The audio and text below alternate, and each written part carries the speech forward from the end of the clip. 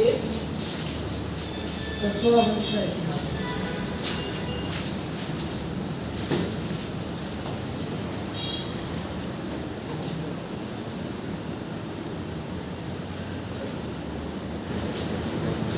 आमेर कहाँ है? जयपुर में। सुबह बात करी थी कल, लास्ट क्लास में बात करी थी अपन ने। आमेर कहाँ है? जयपुर में। और यहाँ पर कौन से वंश का शासन है? कछुआ वंश का शासन है। ये कौन से वंश का? कछुआ वंश का। आमेर जो है इसका प्राचीन नाम हुआ करता था ढूंढाड़। क्या नाम था? ढूंढाड़। और ढूंढाड़ क्यों नाम पड़ा इसका? जैसे आपने पढ़ा होगा मेवाड़ जो है वहाँ का शासन कभी तो उदयपुर से चलता है, कभी चित्तौड़ से चलता है, लेकिन उस क्षेत्र को क्या कहा जाता है?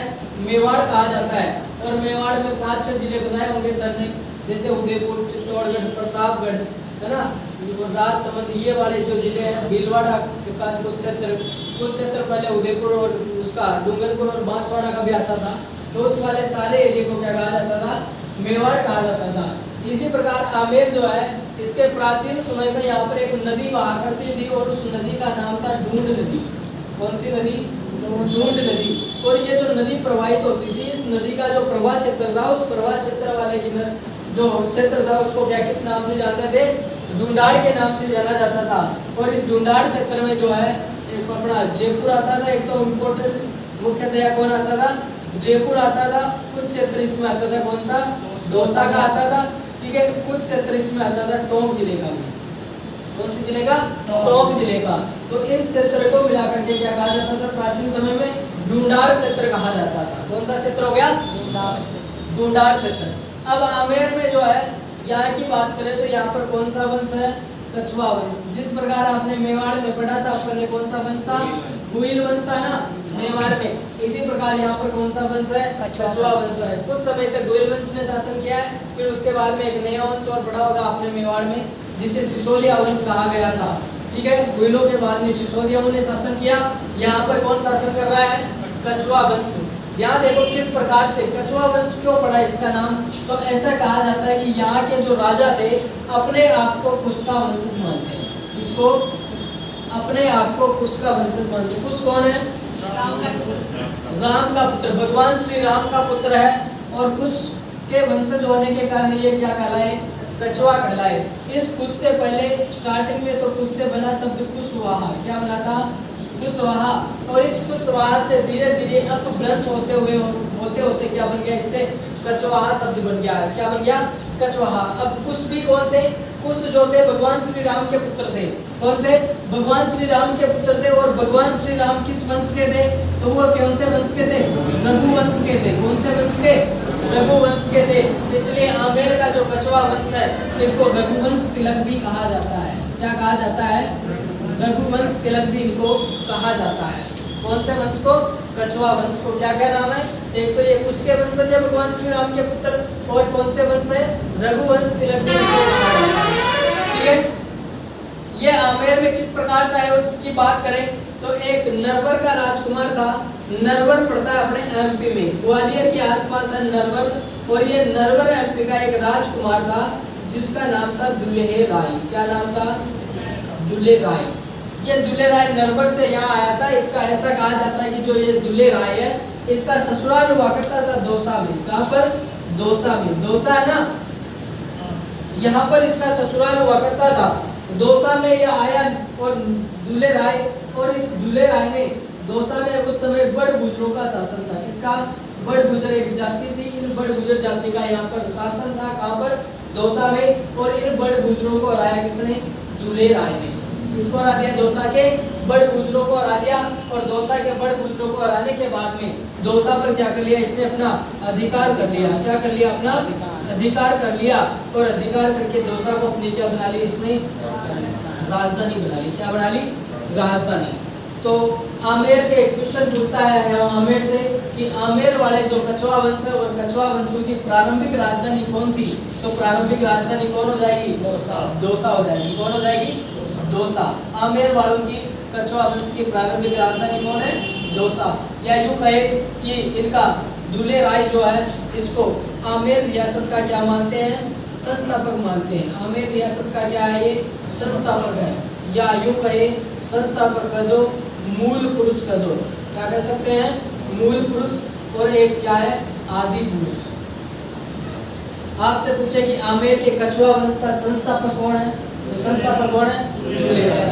आदि पुरुष भी कौन है, दुल्हे राय। मूल पुरुष भी कौन है, दुल्हे राय।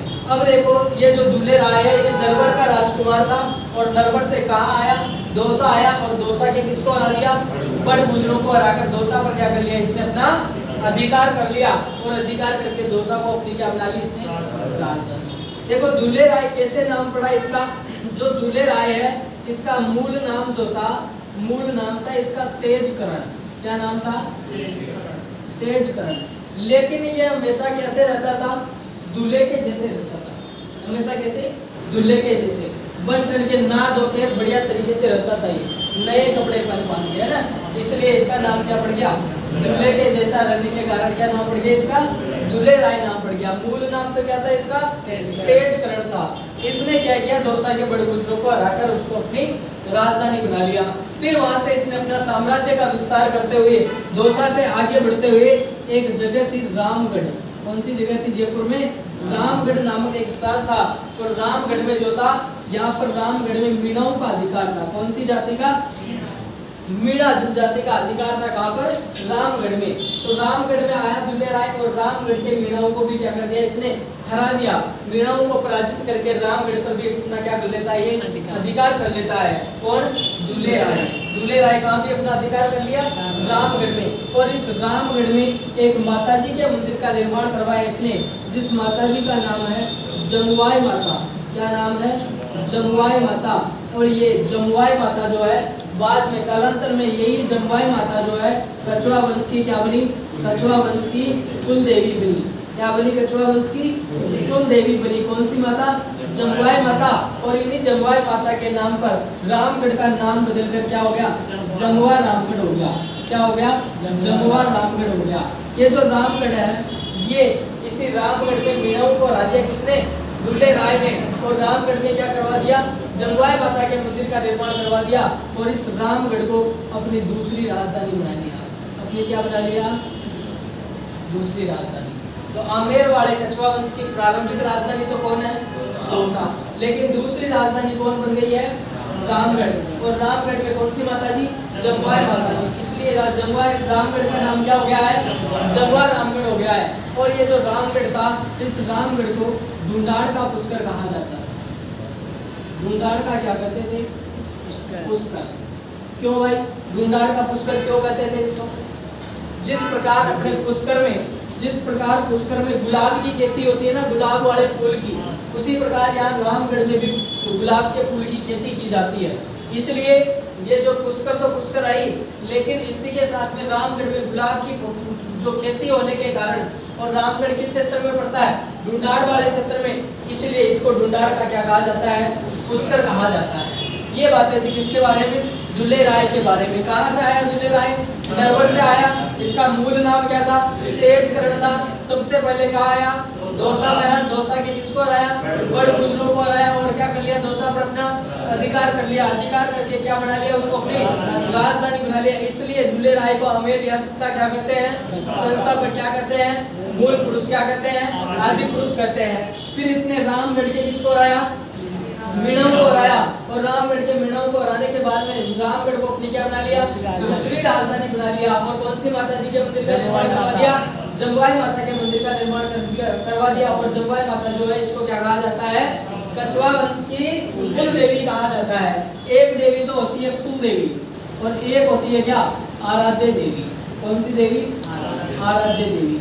क्या फर्क है भाई दोनों में, इसी आराध्य देवी को इष्ट देवी भी कहा जाता है। कौन सी देवी, इष्ट देवी। दोनों में क्या डिफरेंस है, कुल देवी तो शुरू से मानते हैं, कुल देवी तो शुरू से मानते हैं, और आराध्य देवी को, आराध्य देवी किसी भी व्यक्ति किसी भी मतलब माता जी को मान सकता है, किसी भी कोई भी व्यक्ति जो है। हाँ, एक वंश जो है उसकी कुल देवी सेम हो सकती है, लेकिन किसी व्यक्ति की इष्ट देवी या आराध्य देवी जो है वो अलग अलग हो सकती है ना। दो भाई जो है उनकी कुल देवी तो सेम होगी, लेकिन दोनों भाइयों की आराध्य देवी या इष्ट देवी क्या हो सकती है, अलग अलग हो सकती है। इसी प्रकार जो कुल देवी है, कुल देवी की पूजा रोजाना नहीं करी जाती, कभी कभी विशेष अवसरों पर कुल देवी की पूजा करते हैं ये लोग। लेकिन एक और चीज देखना, आराध्य देवी या इष्ट देवी जो होती है ना, इसकी रोज क्या होती है, पूजा होती है। इनकी जो आराध्य देवी है उसका नाम है शिला माता। कौन सी माता? शिला माता। और शिला माता का मंदिर कहाँ पड़ा अपन ने? आमेर में। कहाँ पर बना हुआ है? आमेर में। अब आमेर में रहने वाला रामगढ़ क्या लेने जाएगा डेली, तो वो आमेर में रहने वाला शिला माता की क्या कर लेता है, अपने पूजा कर लेता है। इसलिए शिला माता तो क्या है, इनकी आराध्य या इष्ट देवी है, जबकि कुल देवी कौन है इनकी? जमुआई माता है, ठीक है। और रामगढ़ जो है इसको ढूंढाड़ का क्या कहा जाता है? पुष्कर कहा जाता है। दुल्ले राय जो है इस प्रकार से, दुल्ले राय के बाद में अगले राजा जो बने उनका नाम था कोकिल देव। क्या नाम था? कोकिल देव। कोकिल देव जो है, ये जो स्थापना हुई थी, स्थापना हुई इसकी 1137 में। कब हुई है? 1137 ईस्वी कह दो या कह दो 12वीं शताब्दी में। कब हुई है? 12वीं शताब्दी में कोकल देव राजा बना। और कोकल देव ने 1207 में, कब की बात है? 1207 की बात है। और 1207 में इसने आमेर पर आक्रमण किया। किस पर? आमेर पर। आमेर उस समय, आमेर में किसका शासन था? मीणा जनजाति का शासन था आमेर में। और कोकिल देव ने यहाँ आमेर पर आक्रमण किया और आमेर पर आक्रमण करके आमेर को जीत लिया, अपना अधिकार कर लिया आमेर पर। और आमेर को क्या बना लिया? अपनी राजधानी बना लिया। क्या बना लिया? राजधानी। आमेर को अपनी राजधानी। और कौन सी राजधानी हो गई है? तीसरी राजधानी हो गई है, जो कि कब तक रहेगी? जब तक जयपुर नहीं बस जाता। जब तक क्या नहीं बस जाता? जयपुर। और जयपुर की स्थापना कब होती है? 1727 में। यानी कि 1207 से लेकर के 1727 तक लगभग 520 वर्ष तक राजधानी कौन रही? आमेर रही है। लगभग कितने वर्ष? 520 वर्ष तक राजधानी कौन रही कछवा वंश की? आमेर रही है। आमेर को इसने क्या बना लिया? अपनी तीसरी राजधानी बना लिया। किसने? कोकिल देव ने। और आमेर में इसने क्या करवाया? महलों का निर्माण करवाया। क्या करवाया? महलों का निर्माण करवाया आमेर में। कोकिल देव के बाद में अगले राजा जो बने उनका नाम था भीमदेव। क्या? रामदेव। क्या नाम था? रामदेव। और रामदेव के समय में आमेर में कदमी महलों का निर्माण हुआ। उनके महल कदमी महल। और इन्हीं कदमी महलों में आमेर का जो राजा होता था उस राजा का क्या किया जाता था? राज्याभिषेक किया जाता था। क्या किया जाता था? राज्याभिषेक किया जाता था। कहाँ पर? आमेर के कदमी महल में, ठीक है। कौन है संस्थापक? दुल्ले राय। कब हुई है स्थापना? 1137 में। प्रारंभिक राजधानी कौन है? दौसा के किसको बनाया है? बड़गुजरों को, ठीक है। फिर किसको जीता? रामगढ़ को अपनी क्या बना लिया? दूसरी राजधानी। कौन सा मंदिर बनवाया? जमुआई माता जी के मंदिर का निर्माण करवाया, जो क्या है? कछवा वंश की कुल देवी है। रामगढ़ को क्या भी कहा जाता है? ढूंढाड़ का पुष्कर भी कहा जाता है, ठीक है। इसके बाद में कौन बना राजा? कोकिल देव राजा बना। कोकिल देव ने किसको जीता? आमेर को जीता। और आमेर को अपनी क्या बना लिया? राजधानी बना लिया, जो कि कछवा वंश की कौन सी राजधानी है? तीसरी राजधानी है। और आमेर में कोकिल देव ने क्या करवाया? महलों का निर्माण करवाया। किसका? महलों का। इसके बाद में रामदेव या कई पुस्तकों में इसका जो नाम है नाम मिलता है राजदेव। तो राजदेव या रामदेव ने क्या करवाया है? कदमी महलों का निर्माण करवाया, जहां आमेर के राजाओं का क्या किया जाता है? राज्याभिषेक किया जाता है। लिखेंगे आप इसमें पाती पर्वन। क्या कहा जाता है?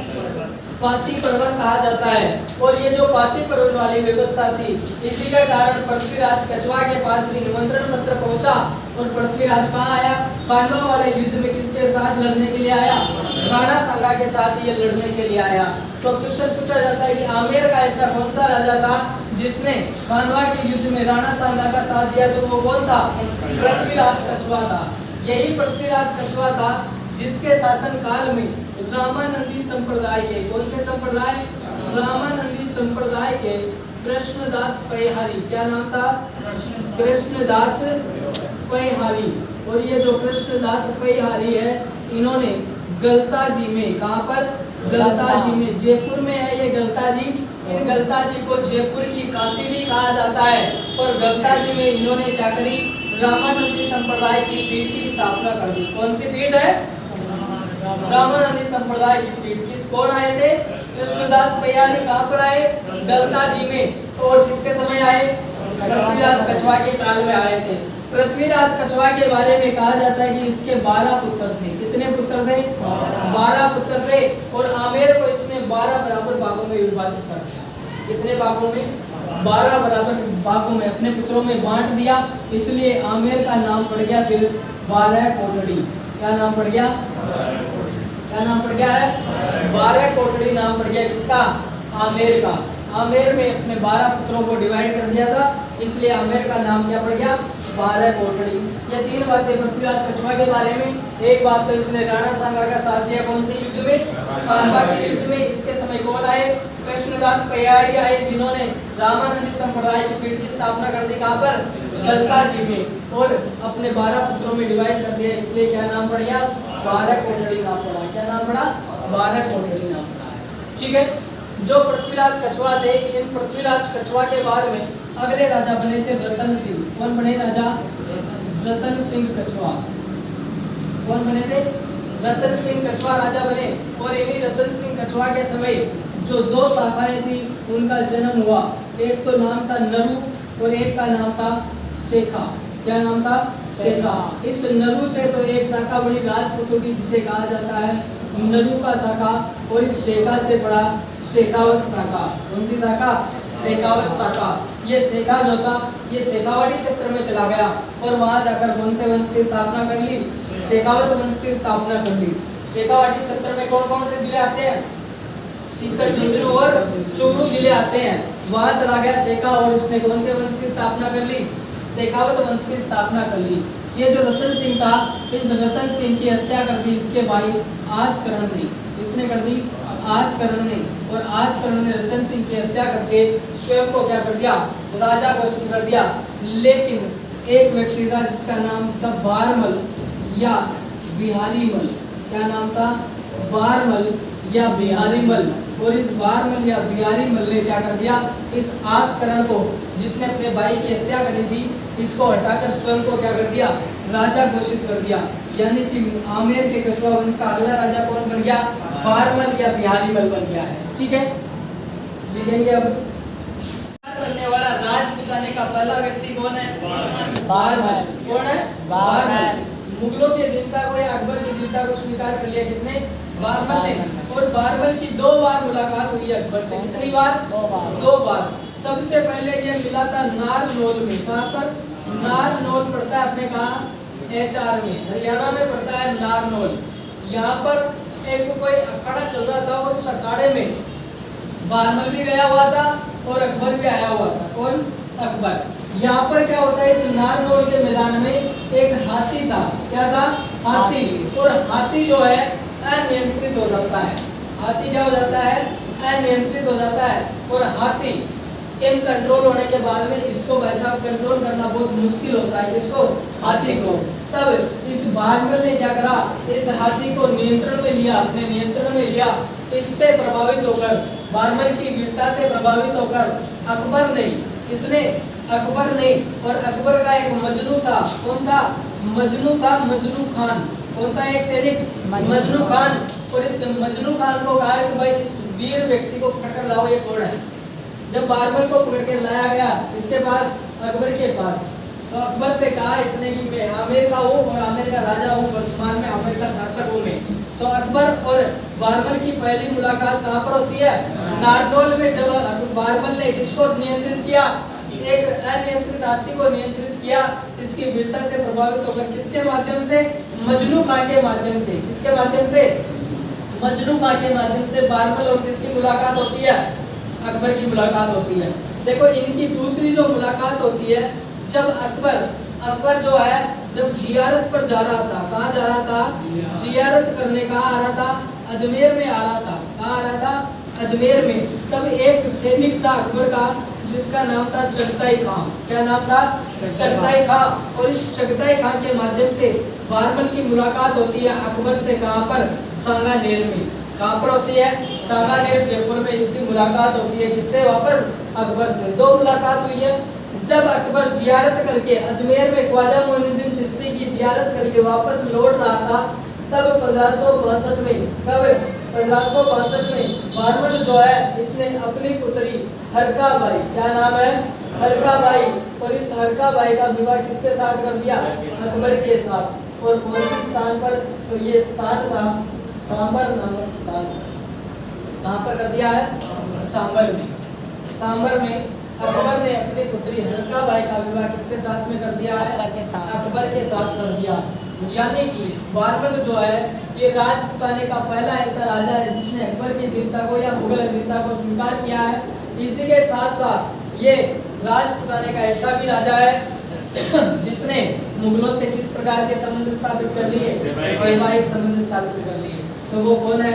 आमिर का बारमल। ये आमिर का ही नहीं बल्कि पूरे राजपुताने का पहला राजा है मुगलों से वीरता और वैवाहिक संबंध स्थापित करने वाला। ठीक है, इसके बारे में अपन लिखेंगे कल।